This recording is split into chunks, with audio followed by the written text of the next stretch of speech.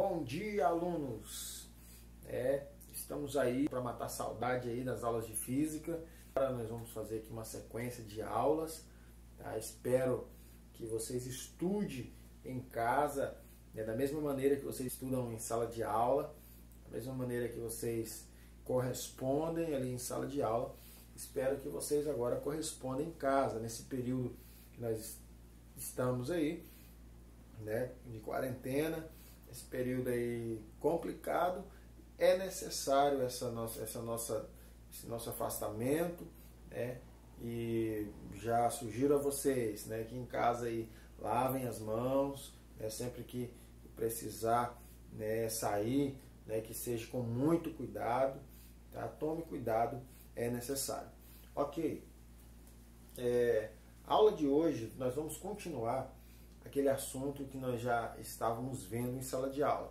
Eu vou retomar algumas ideias, tá, do capítulo 3, eu vou começar ali no início do capítulo 3, devido a alguns alunos não terem ali compreendido a ideia que eu já tinha passado anteriormente. Então eu peço que agora, né, com esse vídeo em casa, vamos esforçar aí, vamos correr atrás desse prejuízo. Ok? Então a aula de hoje nós vamos estar tratando sobre vetores, certo? Vetores. Vamos começar aí com vetores, nossa aula de hoje.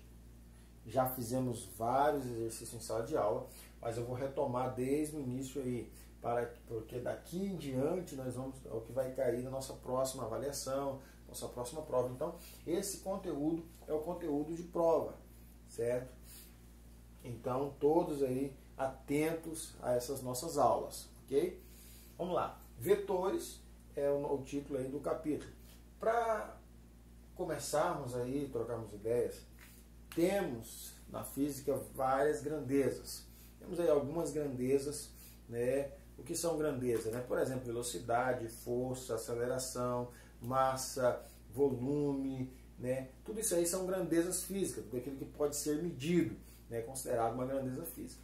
E as grandezas físicas se dividem em dois grupos, tá? Um grupo é chamado de grandezas escalares, o outro grupo é chamado de grandezas vetoriais, tá? Eu já coloquei aqui que as escalares, por exemplo, é massa, volume, entre outras, tá? Eu coloquei aqui dois exemplos. Qual a característica de uma grandeza escalar? A grandeza escalar, ela necessita apenas de um valor numérico e de uma unidade de medida. Por exemplo, aqui para massa, eu posso simplesmente dizer 2 quilos para você. Eu já disse toda a informação que eu precisava, porque eu dei o valor e dei a unidade de medida, né? Porém, existem algumas grandezas que são chamadas grandezas vetoriais. Nas grandezas vetoriais, né, elas precisam, além do valor e além da unidade, ela precisa de outras coisas. Por exemplo, né, quando você pensa em força, faz necessário você imaginar para que lado, para qual sentido está sendo aplicada essa força. Além da direção, também o sentido, certo? Então, quando eu penso em uma grandeza vetorial, né, por exemplo, força, velocidade, para que a informação seja completa sobre essa grandeza, é necessário eu considerar ela como um vetor, certo? Por quê? Se eu disser para você, feche os olhos e imagine um corpo aí a 80 km por hora, né? Você vai pensar como, para que lado, para que sentido, né? Para onde que esse corpo está se movendo?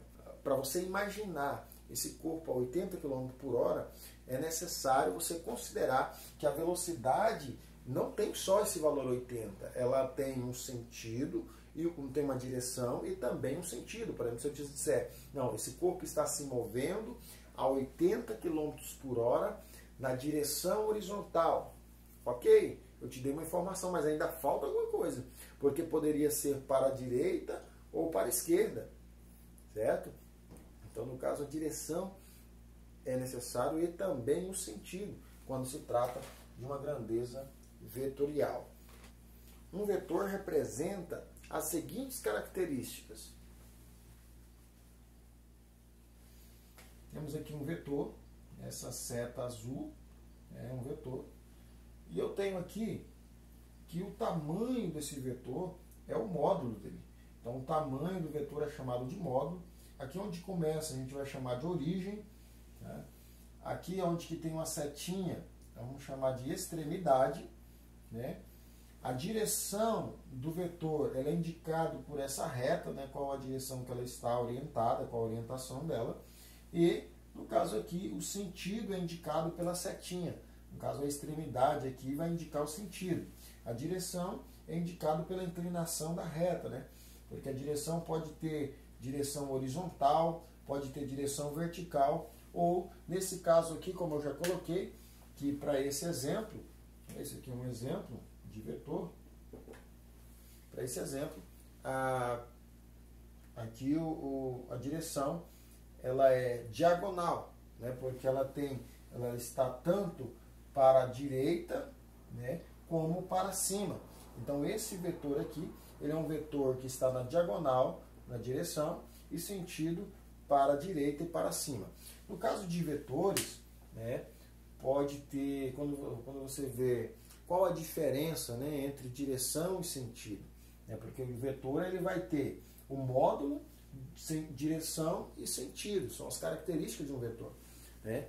E qual a diferença dessas três coisas? Né? O módulo é o tamanho do vetor. Né? A origem, no caso aqui, a direção. A direção é a orientação da reta. Né? Se ela está inclinada, se ela está na horizontal, se ela está na vertical, isso é a direção. E o sentido sempre é indicado pela setinha. Então, qual a diferença de direção e sentido? Muita gente pode confundir isso daí. Direção é só você lembrar, só tem direção horizontal e vertical. Agora, sentido pode ter para a direita, para a esquerda, para cima, para baixo, ou duas, né, ao mesmo tempo, no caso aqui desse vetor, para a direita e para cima, né, porque a direção é horizontal, diagonal. Ok? Trouxe aqui mais 3 exemplos para definir melhor essa questão.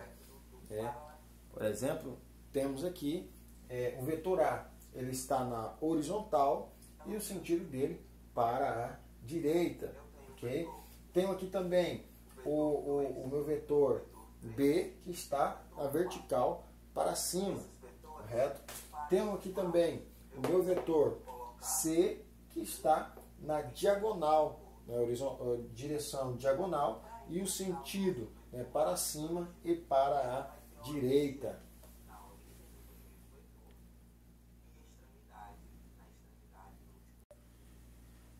Agora vamos ver a soma gráfica dos vetores. Né? Pode ser necessário, em algum probleminha, a gente fazer as somas gráficas de alguns vetores. Uma das maneiras de somar os vetores graficamente é o método regra do polígono. Esse é um dos métodos. Como assim? Né? Eu tenho aqui vetor 1, vetor 2, vetor 3, vetor 4. Veja, cada um tem o seu sentido e a sua direção. Eu estou apenas falando da representação gráfica. Certo? A regra dos polígonos diz o seguinte: para mim somar o vetor 1 com o vetor 2, vetor 3 e vetor 4, eu coloco o vetor 1 na sua posição, primeiro vetor, certo? Eu coloco o primeiro vetor, eu chego na extremidade do primeiro vetor, eu começo a origem do segundo. É como se eu pegasse o segundo vetor aqui, colocasse ele aqui, exatamente igual. E assim por diante. Pego depois o terceiro vetor e coloco na extremidade do segundo, e depois pego o quarto vetor e coloco na extremidade aqui do terceiro. Né? O vetor resultante para essa situação é um vetor que começa aqui no início do primeiro vetor e tem a sua extremidade lá, juntamente com a extremidade do último vetor. Esse é o meu vetor resultante. Esse aqui é o meu vetor resultante. Certo? Né? Não sei se vocês repararam, mas todos os vetores, né, quando você vai representar um vetor com uma letra, é necessário que se coloque uma setinha em cima deles. Então, todos os vetores, essa setinha para representar, para dizer que aquela letra está representando um vetor. No vetor resultante também, colocar uma setinha. Todas as setinhas que vai em cima da letra, que aquela letra representa um vetor, ela é, no caso aí, uma setinha para a direita. Essa setinha em cima da letra aqui é apenas para que a letra está significando um vetor. Pessoal, o segundo método que tem para calcular ou representar graficamente, né, a soma aí de vetores é a regra do paralelograma. Como que consiste essa regra do paralelograma? É uma regrinha que você desenha o primeiro vetor aqui, né, da mesma maneira que ele, a mesma configuração dele. Pega o segundo vetor, em vez daquele outro método, em vez de colocar aqui na extremidade, junta as duas origens, coloca junto aqui as duas origens, os dois vetores. A regra do paralelograma é o seguinte: você traça uma reta paralela ao vetor B aqui em cima da extremidade de A, e na extremidade de B você traça uma outra reta, né, aqui. O vetor resultante é o vetor que sai aqui da extremidade e vai aqui para o encontro dessas duas retas aí paralelas colocadas. Então esse aqui seria, né, o vetor aí resultante. Vou colocar aqui um vetor R, resultante. Vai ter alguns casos também, vai ser pedido que nós subtraímos vetores. E na subtração de vetores, temos que ter a seguinte ideia. Um vetor A, né, ou qualquer vetor, que ele seja, por exemplo, aqui nesse caso aqui, um exemplo, exemplo 1. Se o vetor A é um vetor que tem direção horizontal, sentido para a direita, o vetor menos A simplesmente significa que ele é um vetor que tem a mesma direção, mesmo tamanho, porém o sentido é contrário. Então o sinal de menos aqui no A simplesmente significa que o A é contrário, o menos A é contrário ao sentido de A. Partindo por essa ideia, aqui no exemplo 2, eu tenho aqui dois vetores que estão ali, né, expostos ali. Tem o vetor A e vetor D. O vetor A tem tamanho 2 apontando para a direita. E o vetor D tem tamanho 1 apontando também para a direita. Se fosse me pedido para fazer vetor A menos vetor D, como que ficaria a configuração aí, né, dessa resposta? Eu colocaria o vetor A, né, tem tamanho 2 para a direita, e aí eu colocaria aqui na extremidade dele o vetor D, só que como negativo, voltando, né? Então o vetor A menos o vetor D, né, vai ficar assim um vetor que tem esse tamanho aqui. Né? Então o vetor resultante teria esse tamanho, né, que é um vetor que começa na origem do vetor A, né? E como o vetor D foi colocado aqui, ó, na extremidade voltando, por quê? Porque é menos D, então A menos D vai dar aqui um resultante, que vai sobrar, começando aqui, o vetor vai até na extremidade do último vetor, que no caso aqui é o vetor D. Né? No caso, o vetor resultante aqui teria esse tamanho 1. Né? É fácil o entendimento quando você pensa, eu tenho A para lá, D também para lá, só que aí eu vou subtrair esse mesmo tamanho aqui de A, certo? Então vai sobrar aqui de A, vai sobrar um tamanho ainda 1, né? Para sentido aí para a direita. Agora nós vamos fazer uma análise de como calcular o módulo do vetor. Até agora a gente fez representações gráficas, né? Mas vamos calcular o módulo do vetor. Por exemplo, no primeiro caso, quando eu tenho dois vetores em que tem a mesma direção e mesmo sentido. Vetor A tamanho 3, 1, 2, 3. Vetor B tamanho 2. Tenho dois vetores. Quando eu tenho aqui uma soma desses vetores, né, como que ficaria o módulo do vetor resultante? O módulo, o vetor de tamanho 5, né? 1, 2, 3, 4, 5, né? Apontando aí para a direita. Então, nesse caso, quando eu tenho vetor na mesma direção e mesmo sentido, como que eu faço? Eu somo. Né? Nesse caso aqui, foi 3 mais 2, né? 3 mais 2, que no caso aí deu um tamanho 5, de 5 unidades aí, né? Para a direita. Usando de exemplo o vetor A e vetor B, só que agora uma subtração, né? Vetor A menos vetor B, né? Nós temos aqui o vetor A sendo colocado, vetor para a direita, na horizontal. Vetor B colocado na origem, aí do vetor A, voltando, volta até aqui. Então sobra-me na representação gráfica um vetor para a direita. Para me calcular o módulo, agora eu não preciso mais de colocar setinha em cima da letra. Então R é igual a menos B, ou seja, agora como está na mesma direção, eu posso simplesmente fazer o valor de A, que é 3, menos o valor de B, que é 2. O vetor resultante, no caso, uma unidade. No caso aqui a gente sabe que ele aponta uma unidade para a direita. Agora nós temos o segundo caso, quando eu tenho dois vetores que formam entre si ângulos de 90 graus. Veja bem, eu tenho aqui o vetor A, né, que tem um tamanho 3 na horizontal. Tem o vetor B, que tem tamanho 4 na vertical. Ora, horizontal e vertical formam entre si ângulos de 90 graus.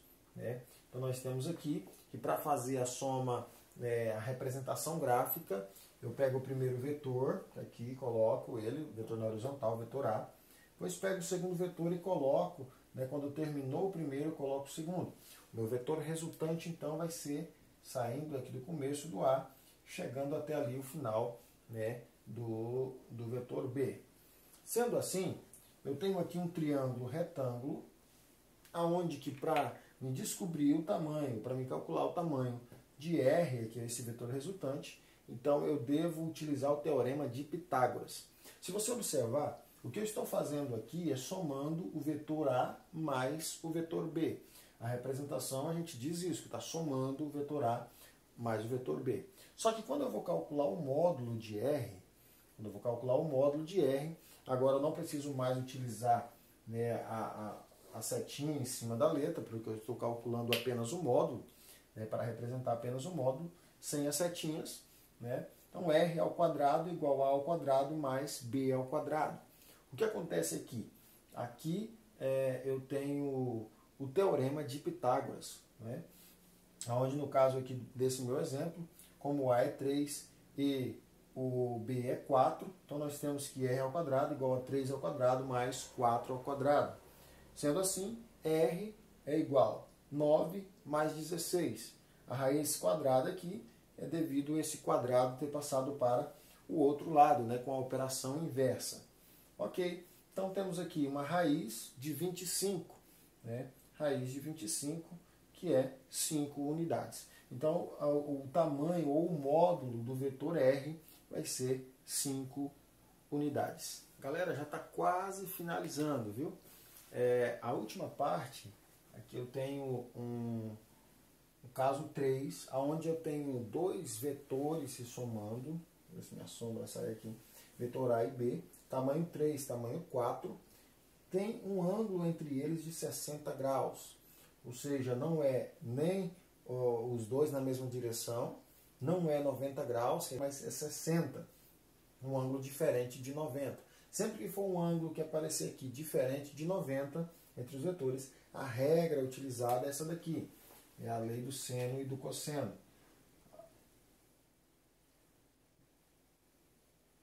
A fórmula utilizada é as leis leis do cosseno. Ok, então nós temos ela aí, só R ao quadrado, ou seja, o resultante ao quadrado, vai ser igual a ao quadrado mais B ao quadrado, mais 2 vezes A vezes B, vezes o cosseno do ângulo. Nesse caso, o ângulo que nós temos aqui é o 60. Então, repetindo aí, para mim fazer a soma do vetor A mais o vetor B, qual é o vetor resultante aí, é dessa maneira que deve ser feito, devido a existir um ângulo aqui de 60 graus entre eles. Então, aqui a resultante ao quadrado vai ser igual a 3 ao quadrado, que é o A, mais 4 ao quadrado, que é o B, mais 2 da fórmula, 3 vezes 4, que é o valor de B, e vezes meio, que é o cosseno do ângulo 60, nesse caso aqui. Resolvendo, 3 ao quadrado, mais 4 ao quadrado, no caso 9 mais 16, mais aqui, esses valores aqui multiplicando, 2 aqui divide com 2, sobra apenas 3 e 4. 3 vezes 4, 12. 9 mais 16 e mais 12 dá 37. Aqui eu tenho um quadrado, passa para o outro lado a operação inversa, né? A raiz de 37, que é aqui aproximadamente 6, né? Aproximadamente 6 unidades. Então, dessa forma que se calcula o módulo quando eu tenho um ângulo diferente de 90. Pessoal, a nossa aula finaliza aqui, tá? Próxima aula eu vou estar fazendo aí, né, alguns exemplos, eu vou estar resolvendo mais exercício, né, alguns exercícios, mais exemplos, e aí até a próxima aula.